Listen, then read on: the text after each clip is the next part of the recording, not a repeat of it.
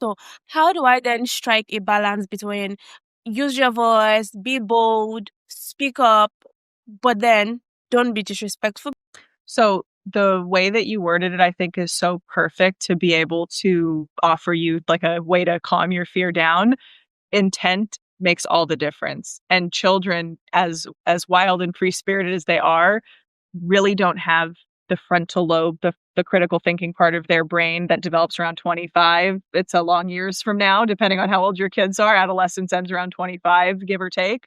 They don't have the intent to be disrespectful. It's the adult receiving it that views it as disrespectful and then puts that on the child. So if the child's intent is, I want to speak up for myself, I want my voice to be heard and my needs to be met, and we are able to teach them in a way that allows them to have space for themselves and whoever they're speaking to have space for their self and to be respected, and teaching what respect is. Respect is using a calm tone. Respect is making sure it's a good time to talk. Respect is speaking in a way that uses I statements and not as much so you statements or blaming statements that don't take accountability. We can teach accountability from a very young age. If you've ever seen a kid love to do something or their toddler years of like, no, mommy or daddy, I do, allowing them to do that and have that autonomy and that independence is so crucial. So there's a part of what you're describing that only adults would view it that way because again, that societal narrative, you're talking back to me. It's like, no, I just said I would prefer steak instead of chicken.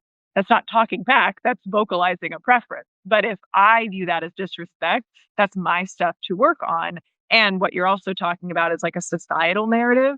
And we can only change so much of those on a micro level. Yeah. So the other piece of it is about the disrespect. We can only do so much on a family or parent child level, each family, to kind of disrupt the societal standard about kids being disrespectful. In my view, and what I teach, it really comes about the intent. And if the child's intent is not to be disrespectful, but somebody else takes it that way, this is where the like assertiveness piece comes in. But adults don't like this when a kid is like, no, I wasn't being disrespectful. I apologize that it came across that way. My intent was this, being very much so an advocate. Other adults are like, well, you're being this way or you're being that way. There's a lot of judgments because most adults chronologically aren't actually adults.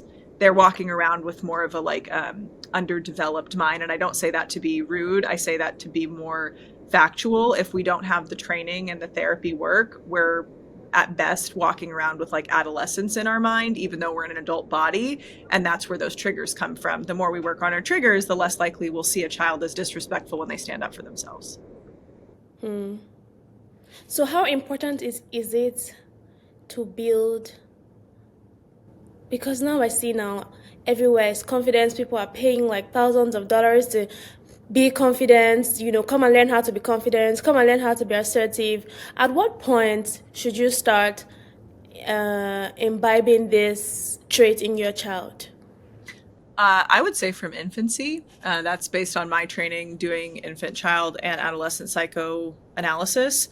You can start building confidence in your child from the time they're little, even from when they're babies, by saying, you are so loved, you are so cared for, you're the most important person in my life, and not to build the too much self-importance, but some amount of narcissism is healthy, meaning self-interest, that I matter to, I have a place in this world. We ought to be encouraging that in our infants and our children. And the goal is that children learn you will be the most special and important person in the room at times, and sometimes you will not be. And how can you carry yourself in a humble way, regardless of that? Whether you are or are not the most important person in the room, can you carry yourself in a way that you feel strong and confident and you don't feel the need to take from others to make your light brighter? You can be around someone else and give to them and receive from them, and there's more of a balance. So you can start this as young as like using positive affirmations when they're children and encouraging them when they come home and they tell you they spoke up for themselves. Don't make the comments as much about like, oh, what did the other person say? And instead be like, that sounds like a great way to use your voice. How did the other person take it? Oh, they took it really well. Great. They might not, the other person might not have taken it the way we're fearing. So not letting our fear or our own narratives get in the way and get too far ahead of how we're parenting, allowing our children to develop into their most authentic selves and appreciate that and cultivate that is our job as parents, regardless of how old they are.